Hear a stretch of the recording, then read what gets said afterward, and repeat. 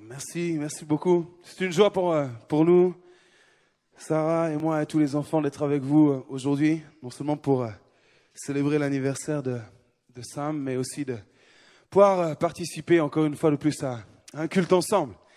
Et vous savez ce que j'aime particulièrement ici dans cette église, c'est les annonces.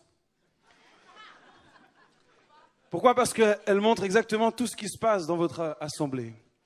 Et il y a les seniors qui sont mis à l'honneur, il y a les enfants, il y a les jeunes, il y a les adolescents. Et pour moi, ça c'est signe d'une famille en bonne santé, quand tout le monde est considéré.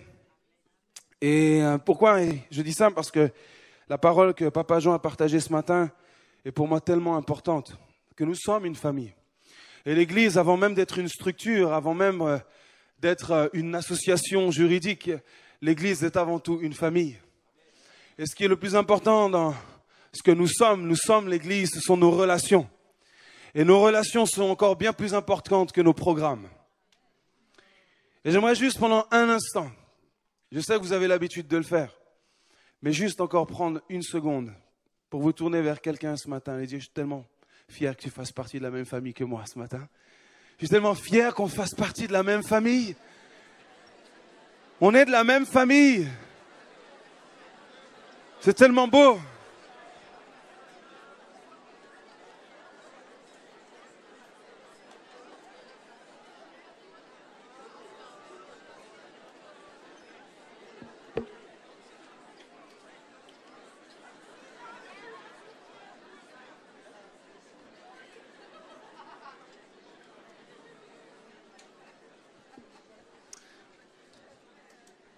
Il faut qu'on prenne le temps toujours de se dire comment on s'apprécie.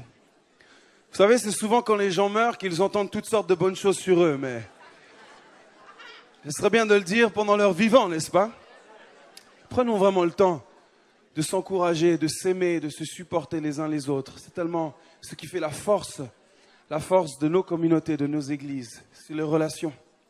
Et Dieu a bâti son église sur une relation avant toute chose. Alors que le Seigneur continue vraiment à bénir cette famille que vous représentez. Ce matin, le thème que j'ai donné à mon message, juste avant quand même de rentrer dans mon message, puisqu'on parlait de relations, j'aimerais particulièrement remercier au nom de toute ma famille, remercier tous ceux qui prient et qui ont prié et qui continuent à prier pour nous depuis ce déplacement que nous avons fait sur Lyon il y a maintenant 1 an et demi. Et vraiment, vos prières sont précieuses. Vraiment, vos prières sont précieuses. Vos petites cartes, vos petits mots, vos emails sont précieux pour nous. Et on ressent cet amour même à distance. On ressent votre soutien et vos prières. Et honnêtement, on se sent vraiment porté par cela. Et j'aimerais vraiment vous remercier de la part de toute ma famille pour le soutien que vous nous apportez régulièrement. C'est vraiment précieux. Alors, ne vous arrêtez pas en si bon chemin. Continuez. On a besoin de vous encore. Le thème de mon message ce matin, c'est « Je sais qui je suis ». Je sais qui je suis. Il n'y a pas si longtemps, nous avons célébré la venue de Jésus sur terre. Nous avons vécu cette fête extraordinaire, cette fête de Noël. Et une chose qui est magnifique avec Jésus, c'est qu'il savait tout d'avance. Il connaissait même la raison de sa venue sur la terre. Tout était écrit pour lui. Les choses étaient inscrites depuis le départ. C'est un privilège qu'il avait. Nous, quand nous arrivons, nous ne choisissons pas grand-chose, n'est-ce pas? On ne choisit pas ses parents, on ne choisit pas l'endroit où on vit, on ne choisit pas le pays dans lequel on est. Et là, cela nous rappelle aussi la grâce que nous avons de vivre ici, n'est-ce pas? Même si le pays est un petit peu sous tension actuellement, mais nous sommes tellement bénis de vivre ici. Et Jésus, lui, savait toutes choses. Il savait même que Marie allait être celle qui allait la porter dans son ventre. Il connaissait qui il était et il savait où il allait. Et j'aimerais te dire, quand tu sais d'où tu viens, tu sais où tu vas. Quand tu sais d'où tu viens, tu sais où tu vas. Et ma question ce matin, j'aimerais te la poser, est-ce que tu sais d'où tu viens? Est-ce que tu sais d'où tu viens ce matin? Et j'aimerais qu'on puisse voir un petit peu quelques points ensemble.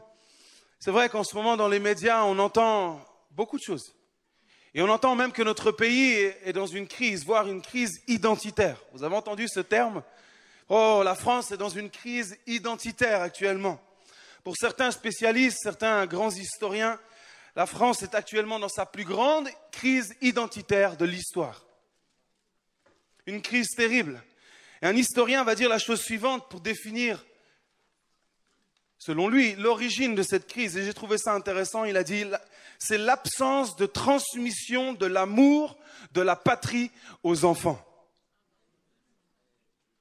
C'est l'absence de transmission de l'amour de la patrie aux enfants. Ce matin, Papa Jean a souligné cela.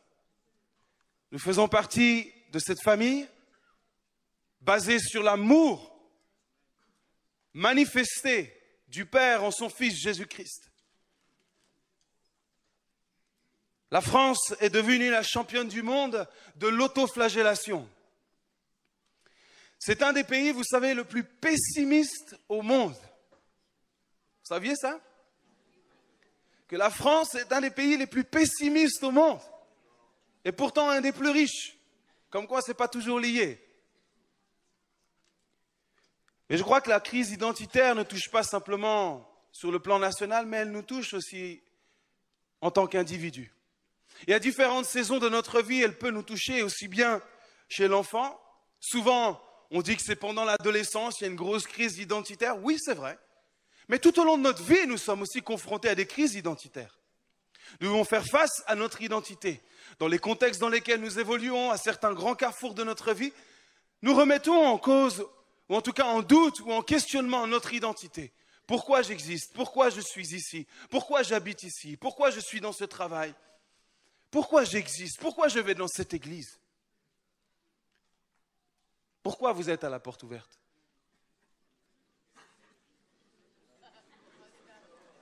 Ah ah! Pourquoi vous êtes là?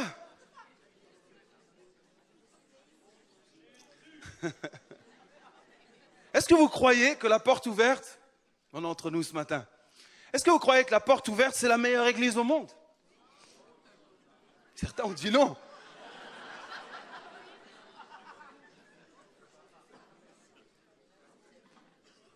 Là, j'ai entendu quelque chose d'intéressant, c'est exactement cela. Oui, c'est là où Dieu vous a placé. Et c'est là où Dieu vous place, c'est le meilleur pour vous. C'est là où Dieu vous place, c'est là où vous êtes appelés à être. Donc, c'est le meilleur endroit pour vous. C'est là où vous allez grandir, c'est là où vous allez souffrir.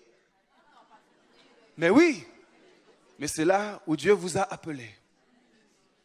Et Dieu sait qu'il y en a beaucoup qui ont été appelés, mais il y en a d'autres encore qui sont appelés à vous rejoindre. Ce n'est pas terminé, la famille va s'agrandir encore. Amen, vous croyez à cela? Alors il va falloir élargir encore les murs de cette salle. Ou trouver des autres aménagements. Pourquoi pas commencer un autre culte, Pasteur Samuel? Hein? Samedi soir ou... Vous seriez prêt à changer un peu vos habitudes? Oh. Oh. Ne rentrons pas dans un confort. Soyons toujours prêts. Vous savez, le plus grand ennemi du changement, c'est le confort. Dieu vous a appelé encore bien plus grand. Bien plus grand. Notre crise identitaire, effectivement, c'est important de savoir d'où nous venons pour savoir où l'on va. C'est pour ça qu'il est bon de connaître ce que Dieu dit et attend de nous. Parce qu'il y a des choses que Dieu dit sur nous, mais il y a des choses aussi que Dieu attend de notre part. Aujourd'hui, pour nous, en 2019, pour cette nouvelle année qui démarre, et j'aimerais vous souhaiter vraiment une année extraordinaire de la part du Seigneur, quelque chose que vous n'avez encore jamais vécu. Mais vous voulez vivre des choses que vous n'avez encore jamais vécues, les amis? Alors il faut être prêt à faire des choses que vous n'avez encore jamais faites. Ah ah, là ça change là d'un coup. On dit mince, je dis oui. Mais oui, il faut que tu sois prêt à faire des choses. Comment oserais-tu penser que c'est possible d'avoir un résultat différent en faisant toujours les mêmes choses? On sait que ce n'est pas possible. Si tu crois que cette année pour toi est une année d'avancée spirituelle, de changement dans ta vie, alors il faut te préparer à cela. Préparer à ce que le Saint-Esprit vienne. Et comme la parole a été donnée encore ce matin, même si ça fait mal, prêt au changement. Prêt à voir, à laisser l'œuvre du Seigneur se faire. Ce matin, j'aimerais lire quelques textes pour vraiment nous inspirer encore dans ce message. Ésaïe 61, verset 1. Vous connaissez ce texte, c'est juste un rappel, mais il est bon de pouvoir se le rappeler. L'Esprit du Seigneur, l'Éternel, est sur moi. Est-ce que tu peux le dire? Oui, il est sur moi ce matin. L'Esprit du Seigneur est sur moi. Pourquoi? Car il m'a oint pour porter de bonnes nouvelles aux malheureux. Il m'a envoyé pour guérir ceux qui ont le cœur brisé, pour proclamer aux captifs la liberté et aux prisonniers la délivrance, pour publier une année de grâce de l'Éternel et un jour de vengeance de notre Dieu, pour consoler les affligés, pour accorder aux affligés de Sion, pour leur donner un diadème au lieu de la cendre, une huile de joie au lieu du deuil, un vêtement de louange au lieu d'un esprit abattu, afin qu'on les appelle les térébintes de la justice, une plantation de l'Éternel pour servir à sa gloire. Ils rebâtiront sur d'anciennes ruines, ils relèveront d'antiques décombres, ils renouvelleront des villages ravagés, dévastés depuis longtemps. Oh, j'aime ces paroles. Des étrangers seront là et feront paître vos troupeaux. Des fils de l'étranger seront vos laboureurs et vos vignerons. Mais vous, nous tous ce matin, moi-même, on vous appellera sacrificateurs de l'Éternel. On vous nommera. Là, on parle de l'identité, les amis. Je sais qui je suis. Je suis un sacrificateur de l'Éternel. Je suis un serviteur de notre Dieu. Un sacrificateur de l'Éternel.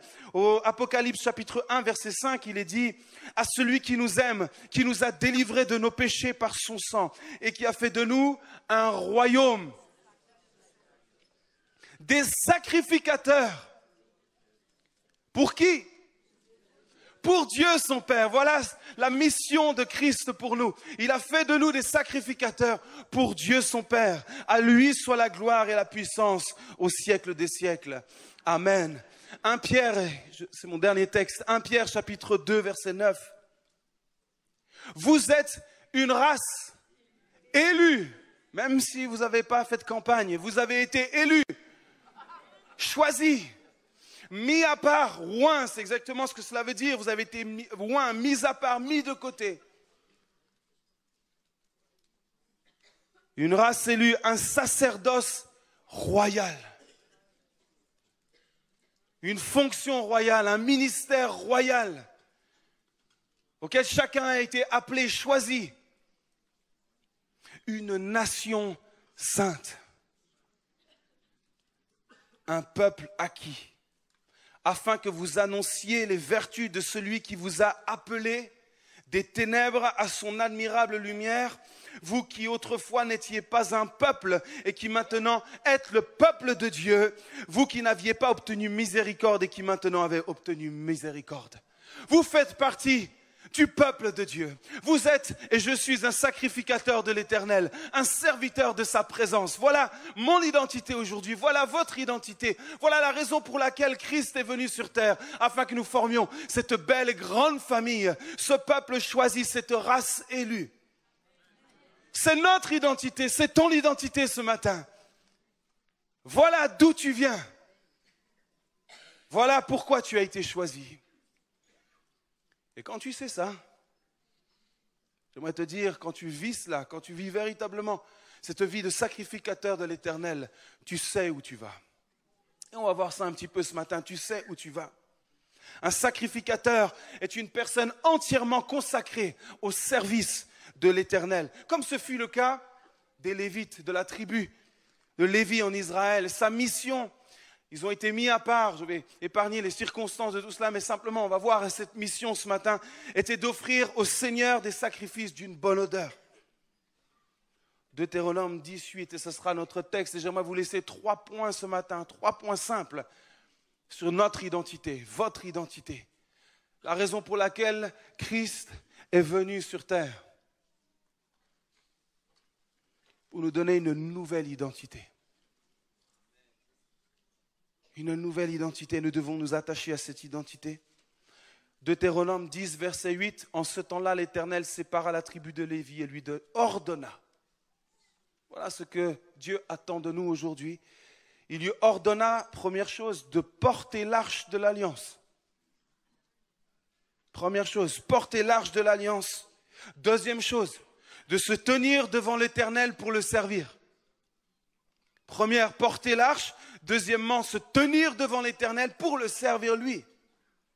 Lui d'abord. Et la troisième chose, de bénir le peuple en son nom. Voilà les trois choses que les Lévites, cette tribu mise à part, avaient à faire sous l'ordre de l'Éternel. Ils portaient l'arche de l'Alliance. C'était une responsabilité de porter l'arche. Les porteurs de l'arche avaient cette responsabilité de porter sur leurs épaules et d'avancer. Et Dieu sait que c'était une responsabilité, certains sont morts. Vous connaissez ces textes. Il y avait une responsabilité de porter la présence de Dieu. Ceux qui assument le poids de la présence de Dieu dans leur vie. Ceux qui choisissent de craindre et de respecter la personne de Dieu dans leur vie. Ceux qui choisissent d'honorer chaque jour, en pensée, en parole, en acte, d'honorer chaque jour celui qui a choisi d'habiter dans notre cœur. Qui ont fait de leur vie la résidence principale de la personne même du Saint-Esprit. Que le Saint-Esprit ne trouve pas simplement l'espace dans une vieille maison secondaire que nous venons visiter de temps à autre quand vraiment nous sommes au fond du trou et que nous avons besoin de repos. Ce n'est pas là que le Saint-Esprit veut habiter. Il veut habiter dans la maison principale. Il veut résider là où tu es chaque jour, là où tu marches chaque jour, là où tu te tiens chaque jour. Voilà là où le Saint-Esprit veut être. Il ne veut pas être dans un vieux village perdu ou que tu viens visiter que de temps à autre. Mais il veut demeurer là dans la résidence principale. Il veut contrôler bien sûr, avec amour. Il veut être le centre de tout ce que tu dis, ce que tu fais, ce que tu penses. Voilà ce que Dieu veut faire. Il veut que tu puisses assumer le poids de sa présence. Oui, il y a une responsabilité à porter la présence de Dieu. Oui, il y a une responsabilité à dire « Je suis un enfant de Dieu ». Oui, je fais partie de cette famille royale. Oui, ma vie est un sacerdoce. Oui, je suis un sacrificateur. Oui, je suis un porteur de sa présence. Oui, j'assume le poids de sa présence chaque jour. Vous savez, on vit dans un temps où je crois l'Église parfois peut être mise en danger. Pourquoi? Parce que aussi bien que ce soit de voir la diversité d'églises que nous avons, et j'aime la diversité dans les églises, j'aime voir la beauté de ce que Dieu est capable de faire avec des chants différents, des expressions différentes, j'aime ça. Ça c'est l'image même de Dieu, les cultures différentes. Mais parfois le danger qui nous guette, c'est que petit à petit, nous puissions devenir des chrétiens exigeants. C'est-à-dire nous venons et nous choisissons à la carte ce qui nous convient. La louange qui me convient, les prédications que j'ai envie d'entendre, que moi j'ai envie d'entendre. Et puis en fait, on devient simplement de ceux qui cherchent une atmosphère, ceux qui veulent chercher l'atmosphère qui leur convient. Tel type de chant, tel type d'offrande, tel type de prédicateur, de prédication. Et on devient simplement des gens qui cherchent une atmosphère. Mais j'aimerais vous dire, ce n'est pas la raison pour laquelle Christ est venu sur la terre. Il n'a pas venu pour que vous deveniez simplement des gens qui cherchent une atmosphère. Mais Dieu veut faire de vous des porteurs de sa présence, ceux qui savent d'où ils viennent, et ils savent qu'ils ont été mis sur la terre pour une mission. Ce n'est pas de chercher l'atmosphère, mais c'est de changer l'atmosphère. De changer l'atmosphère de là où tu es, là où tu te trouves. Voilà la raison pour laquelle le Saint-Esprit est en toi, mon ami, ce matin. Il veut que tu puisses porter le poids de sa présence. L'arche de l'Alliance, c'est ce qui manifestait tout simplement la résidence terrestre de Dieu. L'arche n'est plus là aujourd'hui, les amis. Mais tu es là. Tu es l'arche que Dieu a choisie. Et il l'a remplie de la personne du Saint-Esprit. Remplie du Saint-Esprit. Pleinement baptisée dans le Saint-Esprit. Pour que tu puisses vivre avec cette personne, et je dis bien cette personne extraordinaire du Saint-Esprit. Beaucoup de gens voient simplement le Saint-Esprit comme une super puissance qui se balade de temps à autre. Comme un nuage qui soudainement peut venir et puis te toucher par quelques gouttes là et puis... Non, vous savez pourquoi c'est un danger de voir le Saint-Esprit de cette manière? Parce que si tu vois le Saint-Esprit comme cette super puissance, la prière que tu risques de faire régulièrement, c'est plus de toi, plus de toi, plus de toi, plus de toi, plus de toi. Alors quand tu sais que le Saint-Esprit est en toi et que tu as assumé le poids de la présence de Dieu, ce n'est pas plus de toi. C'est moins de moi, Seigneur. Viens changer ma vie, viens changer qui je suis. Viens diriger mon cœur, viens diriger, prends toute la place que tu dois prendre. Je veux me soumettre à toi, je veux apprendre à soumettre ma volonté à la tienne. Je veux mourir à moi-même, je ne veux plus exister, mais je veux que tu existes. Voilà les prières qui animent ceux qui sont remplis de la présence du Saint-Esprit. Nous sommes porteurs de sa présence, les amis. Oh, il y a quelque chose que j'aime dire. Peut-être je vais vous surprendre à dire ça ce matin. Mais je crois profondément que Jésus n'est pas mort à la croix. Je savais que je vous surprendrais avec ça. Non, il n'est pas mort à la croix. Vous savez où Jésus est mort? Il est mort à Gethsémane. Il est mort à Gethsémane. Là où il était seul, dans l'angoisse terrible. Jésus savait depuis la fondation du monde qu'il viendrait à ce moment-là. Il le savait. Mais c'est une chose de le savoir, c'en est une autre de le vouloir. Jésus savait, il était dans ce moment-là décisif pour le cours de l'humanité. Il savait qu'il devait dire oui à la volonté du Père. Et personne n'était là autour de lui. Même ses plus proches collaborateurs n'arrivaient pas à rester debout dans ce moment terrible. Ils ne comprenaient pas et ne saisissaient pas ce qui se passait. Et là, Jésus, seul dans cette angoisse, les grumeaux de sang coulant sur son front, il va dire « Père, non pas ma volonté, mais la tienne. » C'est là que Jésus est mort. Parce que quand tu n'as plus de volonté, tu es mort. La croix n'a été simplement que la manifestation de sa mort à Gethsémane. Les porteurs de sa présence sont morts à eux-mêmes. Ils assument le poids du sacrifice de Jésus sur leur vie, en craignant son nom, en respectant son nom chaque jour. Voilà la raison pour laquelle nous avons été choisis, pour être des porteurs de sa présence. Regardez dans cette salle, il y a plusieurs piliers, plusieurs poteaux, ils sont là, ils portent quelque chose, ils ne sont pas là juste pour la déco. Est-ce que celui qui a fait la déco, qui a mis ça là, il change de métier? Non, c'est qu'il y a une raison, ces poteaux sont là, pourquoi? Parce qu'ils soutiennent. Ils soutiennent le toit et nous pouvons être là parce qu'il y a ces poteaux. Essayez d'en couper un ou deux, vous verrez que rapidement le toit va s'écrouler. N'essayez pas.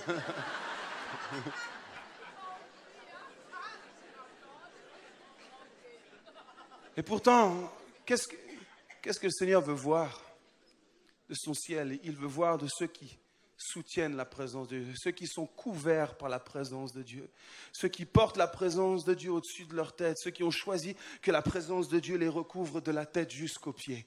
Et pas simplement de temps à autre, pas simplement de temps en temps, mais même ici, quand vous quittez ce lieu, vous repartez, vous êtes remplis du Saint-Esprit, remplis de la présence de Dieu, et vous avez choisi de vivre chaque jour en tant que porteur de la présence de Dieu. Voilà la première chose à laquelle les Lévites étaient appelés. J'aimerais te dire, tu ne peux pas râler toute la semaine et venir louer Dieu le dimanche matin. Ça va plus. C'est plus possible en 2019. Tu peux pas te contenter de gémir tous les jours et le dimanche matin venir louer le Seigneur. C'est pas possible, ça, mon ami. Il faut que ça change. Vous savez, j'ai un rêve et je le dis souvent à Sarah. J'ai un rêve et que Dieu me fasse voir l'accomplissement de ce rêve avant que je quitte cette terre. J'ai envie de voir ça dans notre pays. J'aimerais qu'avant que l'Église ne vienne pas pour chanter, mais qu'elle vienne en chantant. Vous imaginez, avant même que la louange ait commencé ici, à 9h30, que les gens ici sur le parking, ça chante, que les gens puissent s'unir ensemble, ils louent le Seigneur, dans la continuité de ce qu'ils vivent chaque jour. Et que vous imaginez ce qui se passerait ici, l'ébullition qui se passerait ici, cette marmite-là, ce serait juste explosif. Et je crois que c'est ce que Dieu veut que nous puissions vivre, comme ces Lévites. Nous avons été consacrés à cela, à porter sa présence. Tu as cette nouvelle identité. C'est ton identité, mon ami, aujourd'hui. Tu es un sacrificateur de l'Éternel. Je me souviens quand je suis arrivé à l'école biblique il y a 16 ans déjà. C'est fou, le temps passe si vite. Il y a 16 ans, je suis arrivé et je pensais parler l'anglais. Et puis, vous commencez à vous adresser à un Anglais. Il dit, mais il parle quelle langue, lui? En plus, avec leur accent, parfois, de telle région ou telle région. Et puis je me dis, oulala, ça va pas être si facile en fait. Mais il a fallu que j'apprenne à exercer cette langue. Et il y a des fois, j'arrivais, j'avais envie de dire quelque chose, donc je l'avais préparé depuis longtemps dans ma tête. Et puis vous regardez, vous commencez à discuter avec la personne, puis la personne commence à vous regarder comme ça, et vous dites, non, bah, finalement, ça va pas très bien ce que je suis en train de dire. Son visage se crispe, se tend. Je me souviens, cette petite mamie, Violette Schwab, mamie qui venait de Suisse, 66 ans, décidé de venir à l'école biblique. Elle ne parlait pas un mot d'anglais. Oh, les moments difficiles qu'elle a eus. Les moments où j'ai dû la consoler bien des fois, où elle pleurait. Je dis, Violette, c'est pas grave, continue. Eh, mais je comprends rien. Continue. Oui, mais vraiment, oui, je sais, c'est dur. Mais continue, Violette. Elle dit, oui, je sais, parce que Dieu m'a dit qu'il fallait que je sois là. Elle a dû apprendre. Et ce qui est extraordinaire, 2 ans après, c'est elle qui traduisait dans les cabines, qui traduisait pour les Français qui venaient, c'est elle qui traduisait de l'anglais au français. C'était juste extraordinaire. Violette, 66 ans, elle disait, mais je sais que Dieu m'a voulu. Et pendant qu'elle était là, à l'école biblique, alors qu'elle était loin de son pays, elle a vu des gens de sa famille se tourner vers Dieu avant. Elle n'avait même pas besoin de s'impliquer, Dieu se chargeait. Vous savez ce qui est extraordinaire? C'est que nos plus belles louanges, ce n'est pas nos chants, c'est notre obéissance. C'est notre obéissance qui est le plus important. Et quand tu obéis à la voix de Dieu, quand tu es proche du cœur de Dieu, attends-toi à ce que le Seigneur fasse le job. Attends-toi à ce que le Seigneur fasse ce que toi tu ne peux pas faire. Mais il faut de la persévérance, il faut apprendre, travailler cette nouvelle langue de reconnaissance, d'adoration, cette nouvelle langue de foi. Mon ami, la louange, c'est le langage de la foi. Quel langage tu parles le lundi, le mardi, le mercredi, le jeudi, le vendredi et le samedi? Quel est le langage que tu parles?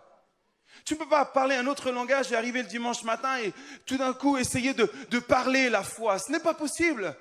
Ou alors tu vas avancer très très très lentement dans ton parcours. Ça va être vraiment un cours de 30 minutes par semaine.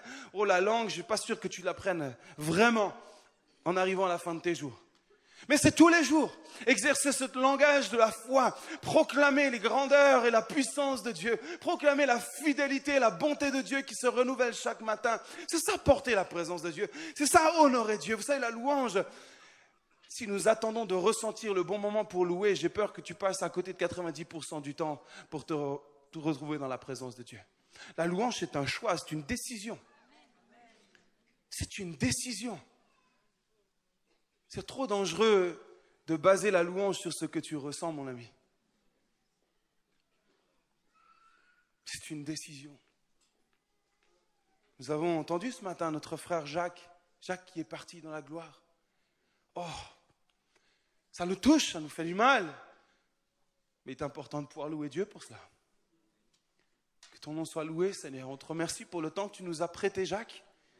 C'était une grâce de l'avoir. Que ton nom soit béni, tu l'as repris. Il est à toi. En toutes circonstances, il nous est dit qu'il faut louer le Seigneur. Et ça ne s'apprend pas juste ici. Vous n'allez pas apprendre ça ici. C'est dès maintenant, en quittant ce lieu, c'est là que vous allez choisir d'apprendre. De porter sa présence. Louer Dieu, c'est une décision et non une sensation. Oh Seigneur. La deuxième chose qu'il faisait, on a dit, il se tenait devant Dieu et le servait lui. Donc première chose, il portait l'arche. Et la deuxième chose, c'est qu'il se tenait devant Dieu pour le servir lui. En fait, il n'y avait pas de public. Ce n'était pas une réunion officielle où les gens pouvaient venir comme ça. Ils venaient simplement servir Dieu, louer Dieu ensemble, bénir la présence de Dieu, la personne même de Dieu. Il y a de ça quelques temps, j'ai été pour la toute première fois au Centrafrique. C'était particulier.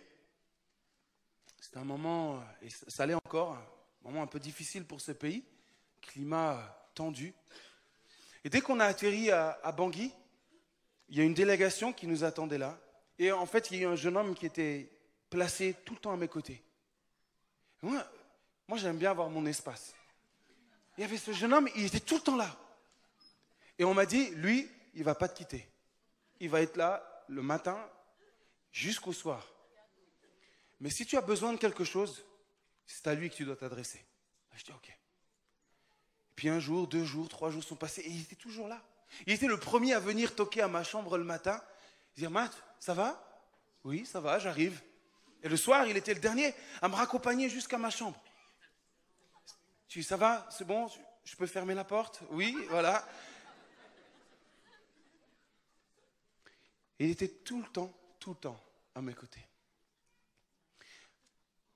J'ai oublié son prénom, honte à moi. Je ne suis pas très bon à retenir les prénoms. Mais on lui avait donné un titre.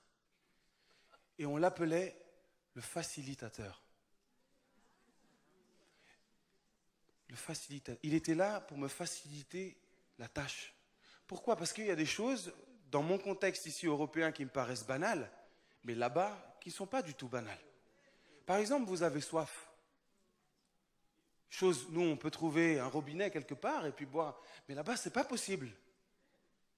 Je dis, est-ce que je peux avoir à boire? Alors, je ne sais pas où il allait, mais il me ramenait à boire.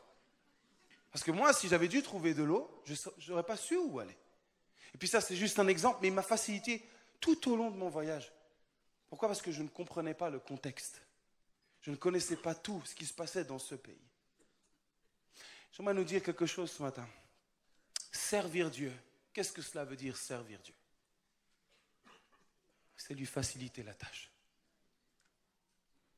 C'est être tellement proche de lui que tu es capable d'entendre ce qu'il a à te dire pour faire exactement ce que tu dois faire, et c'est ça lui faciliter la tâche.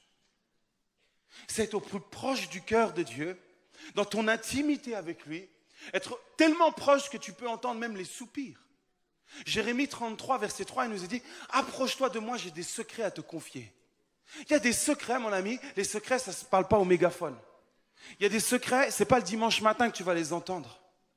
Tu peux avoir certaines révélations, mais il y a des secrets qui t'attendent dans le secret de ta chambre. C'est là que Dieu t'attend. Et c'est dans ces moments-là, en le servant lui d'abord, Christ nous a rendus sacrificateurs pour Dieu son Père en premier. Pour Dieu son Père, venir servir sa présence, venir l'écouter, venir entendre sa voix, venir chercher sa présence. Seigneur, je suis là pour t'écouter, je suis ton fidèle serviteur, parle-moi au travers de ta parole. Cela nous a été rappelé encore ce matin, sa parole, au travers de sa parole. Que l'année 2019 soit une année de la parole, les amis. Revenons, venons écouter sa parole, venons écouter ce qu'il a à nous dire pour que nous puissions lui faciliter la tâche. C'est déjà pas si simple. Le monde se perd. Nous ne comprenons pas tout ce qui se passe. Mais lui sait. Il a dit, c'est moi qui ai créé le ciel et la terre. Je suis le maître de l'univers. Moi, je comprends. Je comprends exactement là où tu te trouves. Je sais exactement dans quel contexte tu es. Si seulement tu venais jusqu'à moi, je pourrais t'expliquer certaines choses. Si seulement tu venais être comme ce facilitateur à mes côtés. Ne jamais quitter ma présence, ne jamais t'éloigner de ma présence. Être à ses côtés. Vous savez, un ami à moi qui s'appelle Bob Sorge a dit la chose suivante et j'aimerais vous le lire. Quand vous négligez le lieu secret, l'intimité avec Dieu, il n'est pas déçu de vous, mais pour vous. Il n'est pas déçu de vous, mais pour vous. Et il dira, il voit que tu passes à côté d'immenses richesses spirituelles et ça lui fait mal de vous voir passer à côté. La proximité avec Dieu produit toujours une progression. Vous distancer de Dieu entraîne toujours une régression. Toujours. Toujours. Je vous donne un petit exemple. Watchman Nee a dit la chose suivante.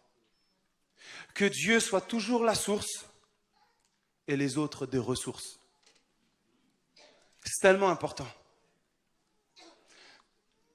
Si tu as soif, admettons un frère est au dernier rang là-bas. Et il dit, Matt, j'ai soif. Je dis, viens, j'ai une bouteille, viens. Viens chercher la bouteille ici, je te la donne volontiers. Elle est pleine. Je te la donne, je te l'offre. Elle est à toi. Il y a ton nom écrit dessus là. Viens chercher cette bouteille. Il dit non, je viens pas. Donne-moi de l'eau. Je dis mais viens, elle est à toi cette bouteille. C'était fait pour toi. Viens la chercher. Il dit non, j'ai soif. Alors la seule chose que je peux essayer de faire, vous êtes prêts? C'est ouvrir la bouteille. Je dis frère, tu es prêt? Et c'est d'essayer d'envoyer le plus loin possible pour essayer de l'atteindre. Et même si une ou deux petites gouttes venaient à atteindre, et puis ça fait du bien, ça me rafraîchit un petit peu. Il n'y aurait rien de comparable à venir jusqu'à la source, n'est-ce pas? Rien de comparable. Mes amis, soyons des facilitateurs qui ne restons pas au fond des rangs, qui ne contemplons pas simplement de quelques gouttes, de temps à autre, pour notre survie spirituelle. Mais apprenons à prendre le chemin de la source et venir jusqu'à la source. Et cela nous demandera un effort de venir jusqu'à la source. Ça demandera de la persévérance. Ça demandera, oui, de la ténacité. Ça demandera du courage. Ça demandera, oui, de prendre des décisions, des résolutions dans notre vie quotidiennement, chaque jour. Dire, je vais aller jusqu'à la source parce que c'est là que je dois être. C'est là mon identité. C'est là où je suis attendu. C'est à la source. Vous savez, des gens attendent que Dieu vienne. Mais j'aimerais vous dire, Dieu est déjà venu. Il est déjà venu. Il y a 2000 ans, il est venu. Il s'est incarné en Christ, son Fils. N'attendez pas qu'il vienne une fois de plus. Il a dit, mais je vais même t'envoyer mon Saint-Esprit. Mais viens à la source, tu vas comprendre qui je suis. Tu vas comprendre la personne du Saint-Esprit dans la mesure où tu viens à cette source. Tu viens boire de toi-même à cette source. Seigneur, ce matin, cherche des gens qui sont prêts à être des récipients. Est-ce que tu es prêt à être un récipient pour qu'il te remplisse de sa présence? Ne te contente pas simplement de quelques gouttes. Et puis alors que Dieu te remplit et que tu choisis de vivre et d'honorer sa présence, alors tu portes sa présence. Et puis en portant sa présence, cette présence, elle va déborder tout simplement. Elle va déborder de toi. Naturellement, elle va déborder. Mais il y a des gens, ils viennent par exemple le dimanche, ils attendent ces quelques gouttes, mais leur récipient est percé. Cette bouteille, elle est percée. Pourquoi? Parce qu'ils ne vivent pas la vie que Dieu leur demande de vivre. Ils ne vivent pas cette réalité de l'évangile. Leur vie n'authentifie pas la puissance de l'évangile. Alors tu as beau remplir, tu as beau mettre de l'eau, mais il y a des trous et l'eau, elle s'évacue. Tu as beau remplir même des litres et des litres, ça s'évacuera toujours. Pourquoi? Parce que tu n'as pas choisi d'être un sacrificateur. Tu n'as pas choisi d'honorer la personne de Dieu dans ta vie. Tu n'as pas choisi ce mode de vie. Tu n'as pas choisi réellement cette identité que Dieu te donne. Ce n'est pas possible d'avoir une double identité avec Dieu. Tu ne peux pas. Il n'y a pas de schizophrénie avec Dieu. Ça n'existe pas. Soit tu vis pour lui, soit tu vis contre lui. Oh, j'aimerais vraiment qu'on puisse prendre conscience de cela ce matin, de choisir, je vais vivre pour toi. Je ne veux pas de récipient troué. Je ne veux pas que le don que j'ai reçu, cette eau que je reçois, je ne veux pas la dilapider bêtement. Je ne veux pas répandre cette eau inutilement. Mais je veux que ça remplisse tout mon être. Je veux que cette eau prenne de la tête jusqu'au petit doigt de pied, jusqu'au bout de ma tête. Je veux que ça soit rempli. Je veux être ce contenant, ce vase qui déborde de la présence de Dieu. Je veux sentir la présence de Dieu. Je veux vivre la présence de Dieu. Je veux transpirer la présence de Dieu. J'aimerais vous dire, il faut que vous puissiez suer de la présence de Dieu un petit peu plus. Il faut que la présence de Dieu... Il y a une bonne odeur de la transpiration de Dieu, ne vous inquiétez pas. Ne vous inquiétez pas, il faut que ça transpire. Il faut que notre vie authentifie de la puissance de l'évangile. Oh. Première chose, vous êtes un adorateur, un sacrificateur. Et la deuxième chose, vous êtes un serviteur. Ne faites jamais l'erreur de faire à l'inverse. Pourquoi? Parce que le véritable adorateur que Dieu recherche deviendra forcément un bon serviteur. Forcément, ça va couler naturellement de lui. Il devient forcément. On vous appellera sacrificateur et on vous nommera serviteur. Sacrificateur premièrement et ensuite serviteur. que Dieu puisse avoir toute ton adoration. Pourquoi? Parce que quand il a toute ton adoration, il a tout de toi. Tout de toi. Comme on l'a dit, la véritable adoration, c'est ton obéissance, c'est ta soumission, c'est le jardin de Gethsémane. Non plus ma volonté, mais la tienne. Oh, je crois que nous vivons dans un temps où Dieu, comme il est dit dans Jean chapitre 4, verset 23, cherche de véritables adorateurs. Les vrais, ceux qui ont choisi d'être des sacrificateurs, de venir servir sa présence. Les vrais, qui ne cherchent pas simplement les bienfaits de la présence de Dieu uniquement pour eux, mais qui ont appris à aimer et à chérir la présence de Dieu, à aimer Dieu pour qui il est tout simplement, qui reconnaissent leur identité et qui choisissent de répondre à cette mission que Dieu nous a donnée. Vous êtes et je suis un lévite du Nouveau Testament, les amis. Voilà mon identité, voilà la vôtre.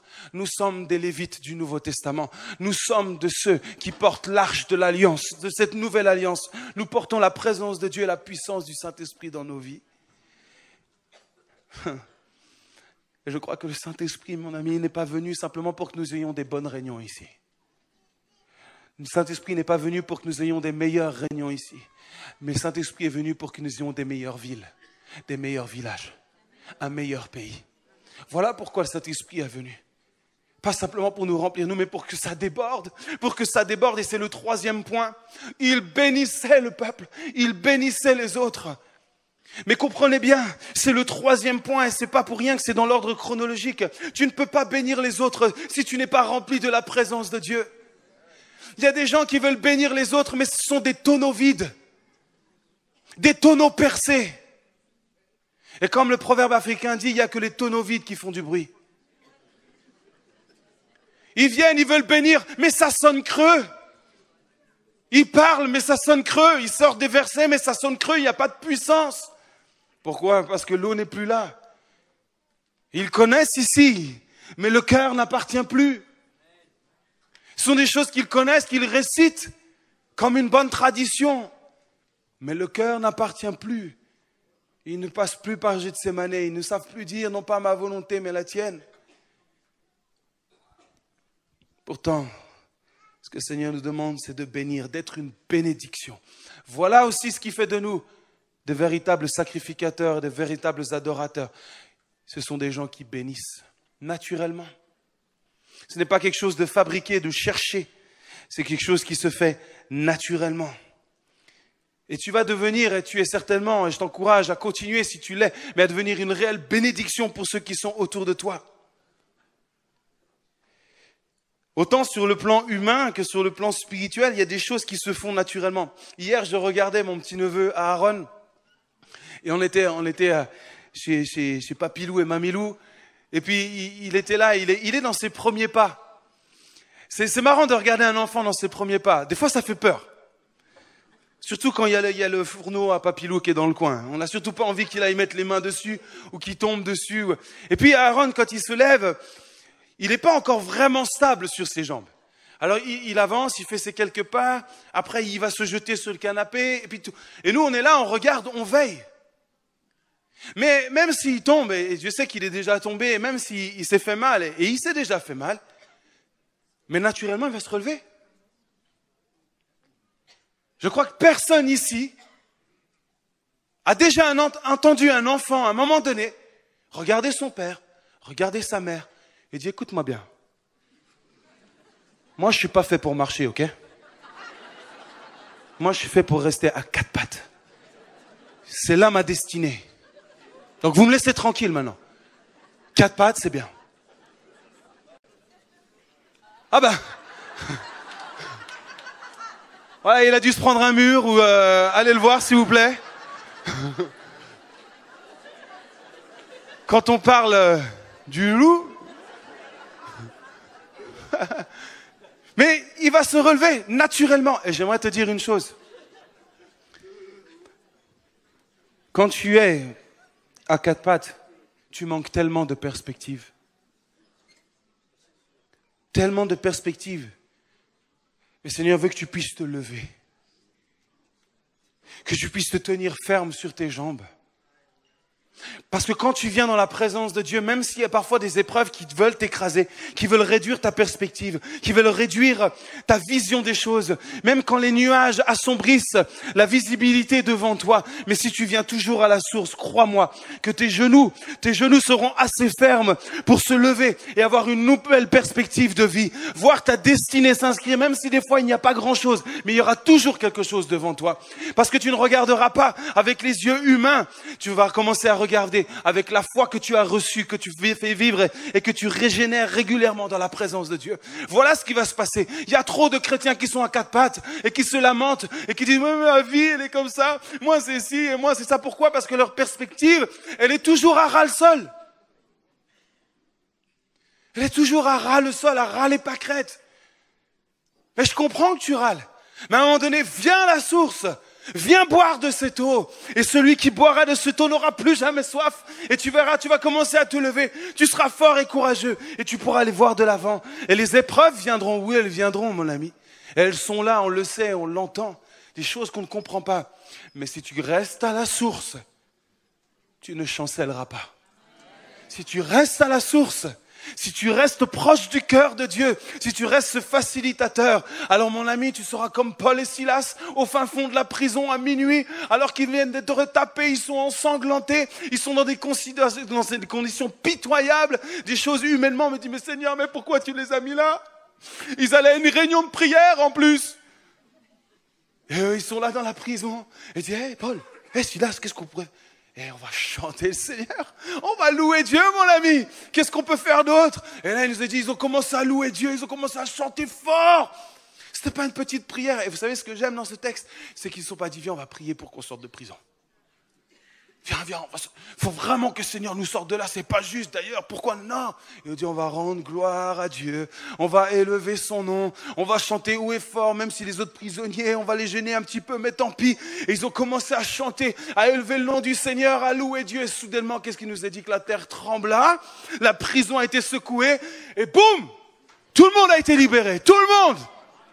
Absolument tout le monde, les prisonniers disent, mais j'ai plus rien aux pieds, j'ai plus rien aux mains, la porte est ouverte. Et là, tout le monde a commencé à dire, mais ça y est, on est libre. Tout ça, pourquoi? Parce que deux hommes, dans les moments les plus difficiles et les plus sombres de leur vie, mon ami, ont commencé à élever un chant rempli de foi. Ils ont commencé à parler le langage de la foi, à chanter le langage de la foi. Et la prison, mon ami, n'a pas été une prison, mais elle a été un endroit de liberté, un endroit de guérison, parce que des hommes ont choisi d'élever la voix dans les circonstances les plus difficiles. Il n'y a que le Saint-Esprit qui est capable de faire une chose pareille dans nos vies, les amis. Humainement, ce n'est pas possible. Ce n'est pas possible. Ça déborde. Ça sent la présence de Dieu. Peut-être pour la seule fois de ma vie, j'aurais aimé être en prison. Pour vivre ce moment avec eux. Ça vous donne pas envie de vivre cela? C'est votre nature.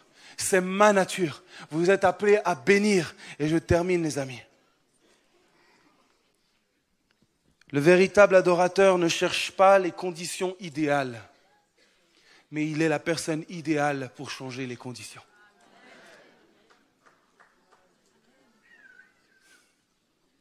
Il y a tellement de gens qui cherchent les conditions idéales, l'église idéale, le pasteur idéal, les groupes de jeunes idéaux,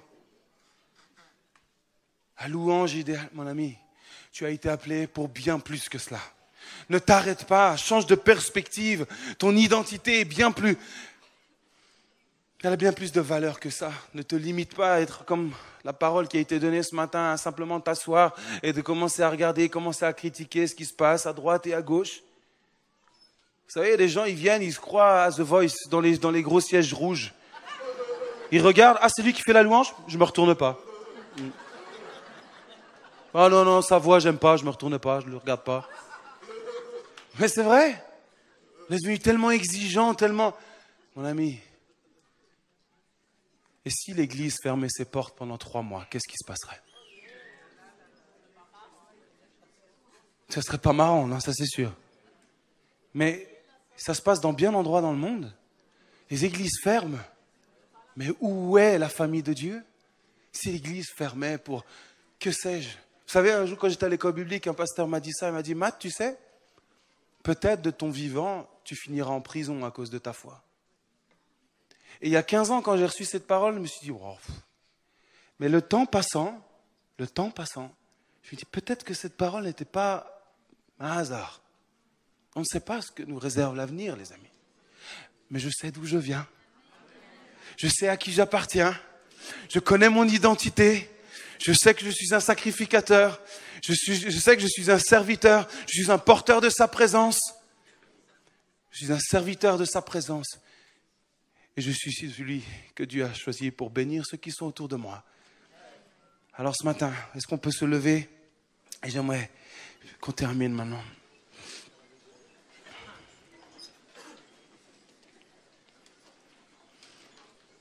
Sacrificateur, serviteur.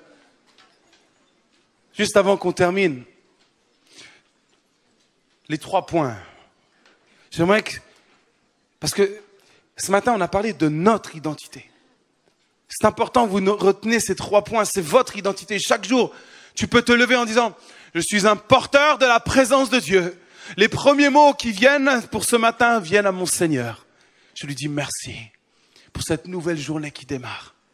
Oh, merci Seigneur, je porte ta présence en moi. Merci Père. Je viens te servir. Je suis un porteur, un serviteur de ta présence. Apprenons à venir servir sa présence, l'adorer seul, là où nous sommes, dans le secret de notre chambre.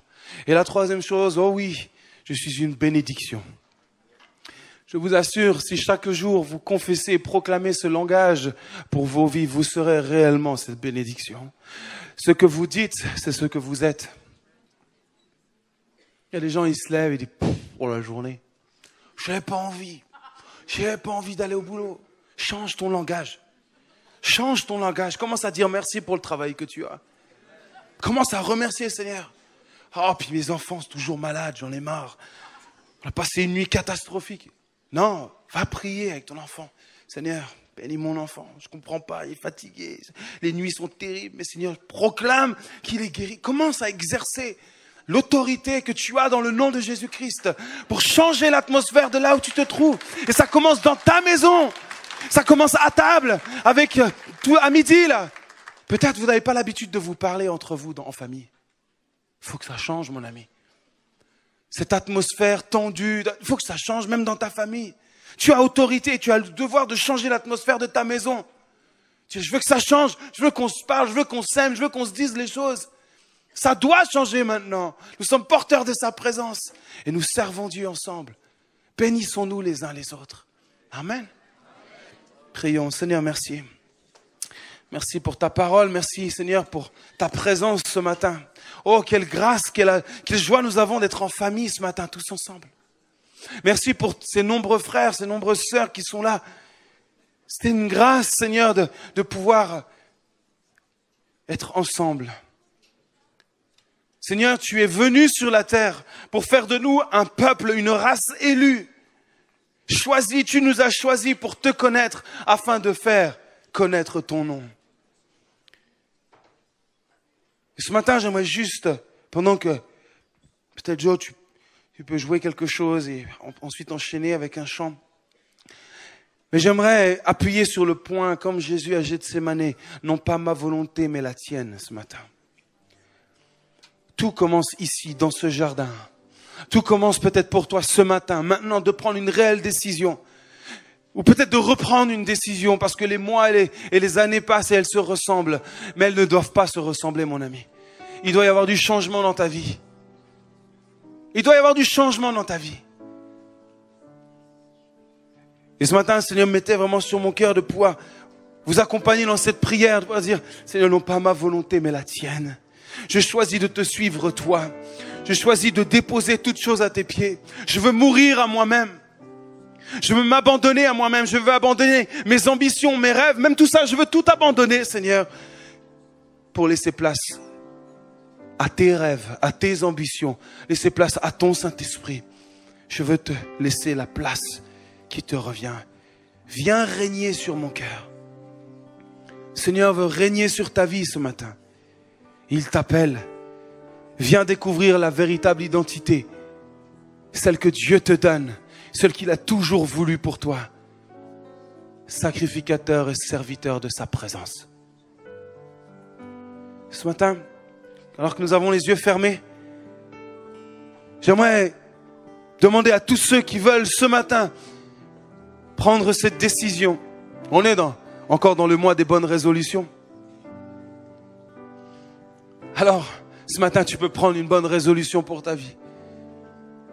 De dire non pas ma volonté, Père, mais la tienne. Et je sais que pour certains, ça engage beaucoup de dire cela. Ça engage de dire non pas ma volonté, mais la tienne. Parce qu'il y a des choses que tu désires. Mais Seigneur te dit, les choses que tu désires sont les choses de la chair. Laisse les désirs de l'esprit prendre place. Et cela va dépasser ce que ton intelligence pourra comprendre. Dieu va t'émerveiller. Ce matin, si c'est ton choix, alors que nous avons les yeux fermés, j'aimerais simplement que tu lèves peut-être même tes deux mains vers le ciel, comme un geste de dire oui Seigneur, je viens déposer ma vie devant toi. Je viens servir ta présence. Tu m'as choisi pour cela. Oui Seigneur. Seigneur, tu vois ces mains levées ce matin. Tu vois ces mains levées jusqu'à toi, Seigneur, ce matin. Ces hommes et ces femmes qui choisissent, Seigneur, une fois de plus, de soumettre leur vie à toi. Peut-être pour certains, c'est la première fois. Peut-être pour d'autres, c'est simplement le renouvellement de leur engagement et de leur consécration. Mais Seigneur, je prie alors que les mains sont levées vers toi. Seigneur, que ta coupe se déverse sur eux, Seigneur Jésus. Seigneur, que le sang de Christ maintenant vraiment se répande sur leur vie, qu'ils soient libérés, guéris, transformés. Et Seigneur, je prie que la puissance de ton Saint-Esprit vienne maintenant, Seigneur. Qu'il y ait un feu, une passion pour ta présence maintenant. Un feu, une passion pour ta personne, Seigneur Jésus.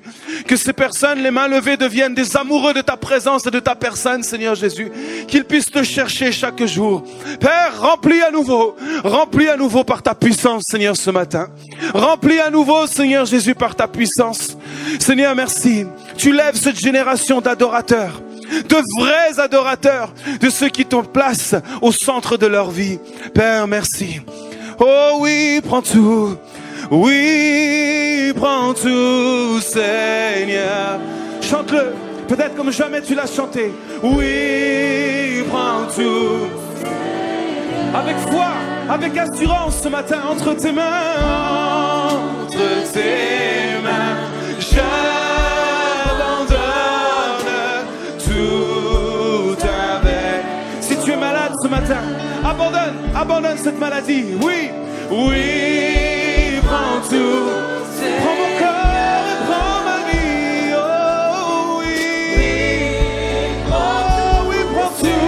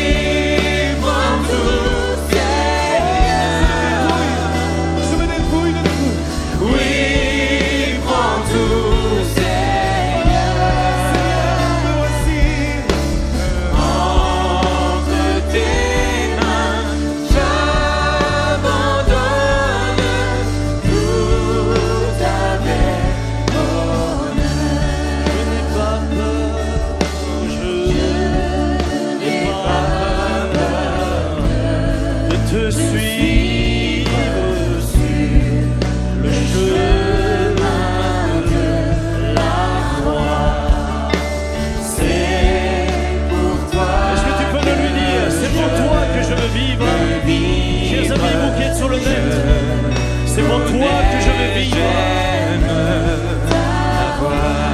Oh oui, prends tout, Seigneur. Oh oui, prends tout, Seigneur.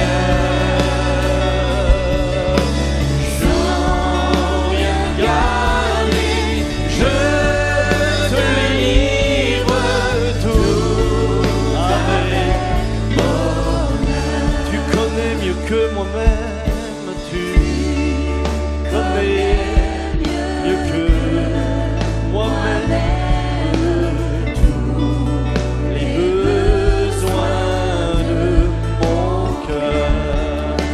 Et pour mon bonheur suprême, tu de me rendre vainqueur. Oui, prends tout, Seigneur. Oui, prends tout, Seigneur. Je ne vis plus pour moi-même, mais pour mon Sauveur. Disons-le une dernière fois, oui, prends tout, Seigneur. Oui, prends tout, Seigneur. Oui, prends tout, Seigneur. Je ne vis plus pour moi-même, mais pour mon Sauveur.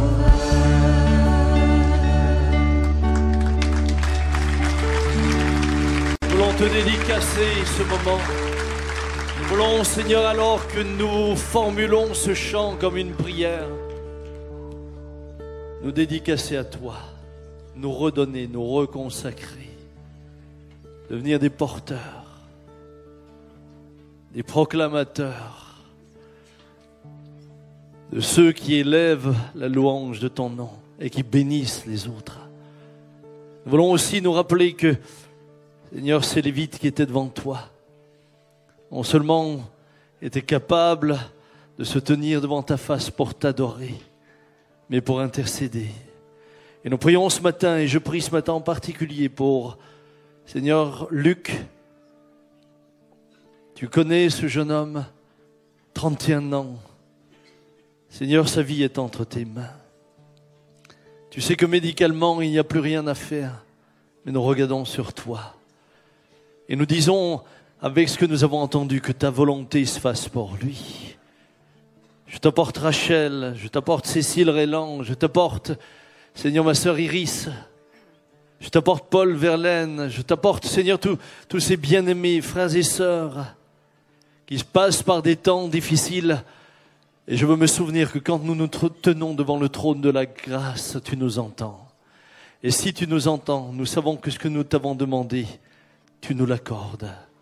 Que ton nom soit béni, que ton nom soit glorifié dès maintenant et à jamais. Oui, prends tout, Seigneur. Oui, prends tout, Seigneur. Je ne vis plus pour moi-même, mais pour mon Sauveur. Déclarons-le encore une dernière fois avec nos amis sur le net. Oui, prends tout, Seigneur. Oui, prends tout, Seigneur. Je ne vis plus pour moi-même, mais pour mon Sauveur.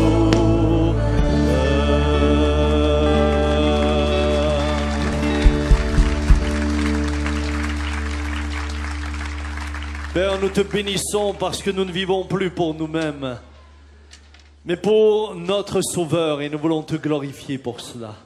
Merci pour ta grâce et merci pour ta bonté, pour ta fidélité, et Seigneur, pour tous ceux qui ce matin ont levé des mains pures vers toi, qui ont décidé de se souvenir qu'ils ont une responsabilité importante, grave, celle de porter ta présence. À ton nom seul soit la gloire. Merci pour ce message. Merci pour ta parole. Amen. Je rappelle aux amis internautes qui sont en direct qu'il va y avoir l'interview. Et si vous avez aimé ce matin, n'hésitez pas à liker, à abonner vos amis, que beaucoup entendent encore ce merveilleux message. Soyez bénis.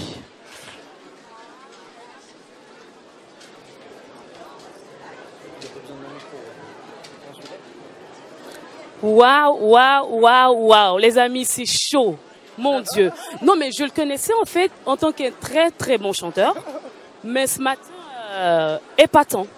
Épatant. Rien à dire. Vous n'avez pas le son? C'est bon? Donc je vous disais que moi je suis, voilà quoi, je suis étonnée, je suis, voilà, sans mots. Je me suis dit, mais waouh, et je suis pas la seule, hein. Il y a des amis qui se sont demandé, mais il est bon ce pasteur, il est vraiment bon, mais c'est qui, comment il s'appelle? Donc du coup, je vous reprends, il s'appelle Matt Marvan. Il est connu dans la francophonie et au-delà, hein, par rapport à tout ce qu'il dit dans ses chansons, ces belles mélodies qui nous accompagnent. Mais là, ce matin, merci Seigneur.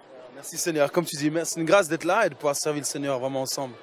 Il faut que tu viennes plus souvent. Ah, mais ça avec plaisir. Ça tient qu'à l'église de faire les invitations. Hein. On va voir avec Samuel alors. Bon les amis, on va passer aux questions. En fait, il y a Anna qui se demande, en fait, se pose la question. Est-ce que Dieu existe vraiment? Parce qu'il y a tout ce que tu as dit, mais elle ne sait pas est-ce qu'il existe vraiment. Mais c'est vrai que c'est une question existentielle. Est-ce que Dieu existe? Je dois dire que c'est un choix qu'il faut faire, choisir de croire. C'est vrai que si on peut pas amener Dieu à une chose, une personne rationnelle, il est pas comme nous. C'est un choix, une décision à prendre. Et à partir du moment où on fait ce choix, c'est là que les choses aussi s'ouvrent et que les choses deviennent évidentes. Je veux dire, même simplement une belle personne comme toi. On se dit que forcément quelqu'un l'a créé. C'est sûr, il y a tes parents, bien sûr, mais il y a quelqu'un de plus grand encore qui avait vu qu'un jour tu ferais cette belle coupe, tout ça. Mais il y a forcément quelqu'un qui est au-dessus de tout. Et c'est un choix. Moi, j'ai fait ce choix de croire.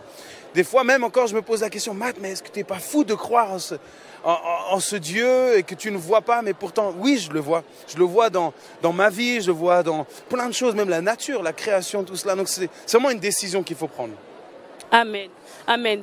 Et on sent du vécu dans ce que tu as prêché ce matin. On sent que vraiment c'est du vécu. Ce sont pas des paroles en l'air en fait. Tu vis ce que tu dis. Ça se sent quand tu es en train de parler. Donc du coup, est-ce que tu peux donner quelques pistes à nos amis sur le net pour qu'ils vraiment ils apprennent à s'imprégner, à être infusés de cette présence de Dieu au quotidien? C'est vrai que pour moi, j'essaye en tout cas de rester intègre dans ce que je partage. Je trouve qu'il faut que le messager devienne le message en fait. Et comme tu le dis, d'incarner ce que je dis, c'est tellement important.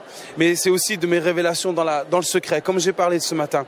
De venir à la source, de venir écouter à la source, écouter ce que le Seigneur a à dire et de me laisser vraiment imprégner de sa présence pour pouvoir simplement après que ça déborde. Comme j'ai parlé de ce contenant qui déborde, et je vous encourage vraiment de venir à la source et de se laisser remplir de sa présence pour que cela devienne après naturel, ces bénédictions naturelles.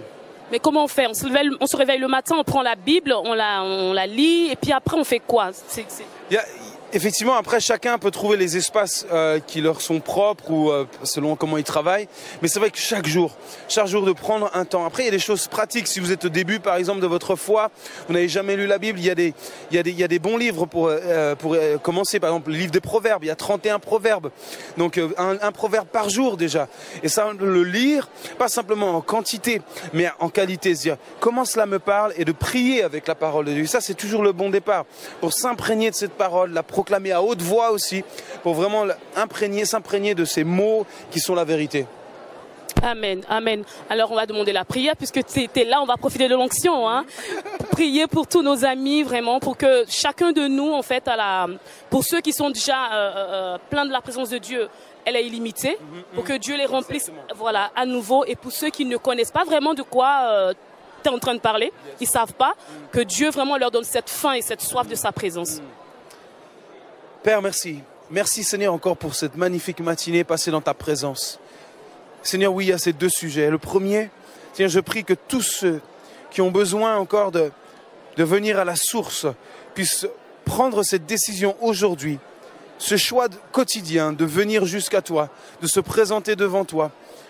Oui, qu'ils puissent faire de leur vie un sacrifice d'adoration. Comme j'ai pu en partager ce matin, que ta parole nous encourage d'être ces sacrificateurs, de pouvoir venir se présenter. Oui, Seigneur, je prie qu'il y ait une passion pour ta présence et pour ta personne qui se manifeste dans leur vie maintenant, Seigneur. Seigneur, je prie aussi pour toutes les personnes qui ont peut-être assisté, écouté à ce message, il s'est dit, mais moi, ça me paraît tellement loin pour moi. Seigneur, je prie par ton Saint-Esprit, tu puisses venir convaincre le cœur. Tu lui dis, nul ne vient au Père si ce n'est le Père qui les attire. Et Seigneur, je sais que tu es en train d'attirer des cœurs à toi. Et je prie, Seigneur, encore que le Saint-Esprit les conduise jusqu'à incliner, fléchir le genou devant ta personne. Et qu'ils puissent avoir une réelle révélation de ton amour, Seigneur, ce matin.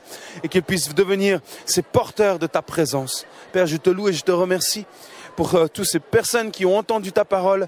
Et je sais que ta parole ne revient jamais sans effet. À toi toute la gloire, Seigneur. Amen.